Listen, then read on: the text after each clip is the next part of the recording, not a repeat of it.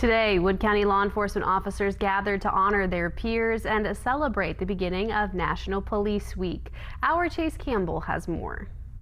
Officers with several of Wood County's law enforcement agencies congregated outside the Parkersburg City Building Monday for a wreath-laying ceremony to commemorate officers who fell in the line of duty. The presented wreaths honor the memory of our fallen officers.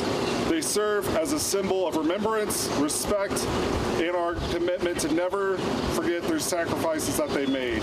After the wreath-laying, the officers assembled at the Wood County Resiliency Center for an awards ceremony, part of the agency's recognition of National Police Week. Fraternal Order of Police Blennerhassett Lodge 79 President Ryan Black led the award ceremony. Black says the ceremony was a valuable opportunity to recognize the contributions police make to the community and to honor officers, those serving actively, those who've retired, and those who died in the line of duty. Police work, it's a tremendous honor to serve our community, but it's also very stressful. Officers never know what they're going to face for each call that they go to every day, or if they're going to make it back home to their families.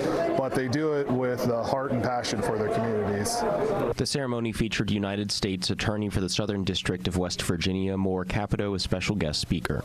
Capito says he appreciated the opportunity to contribute. More than anything else, it's just an honor and an opportunity to thank them for the service that they do every single day, to thank their families for allowing them to provide that service, and for the expertise and professionalism.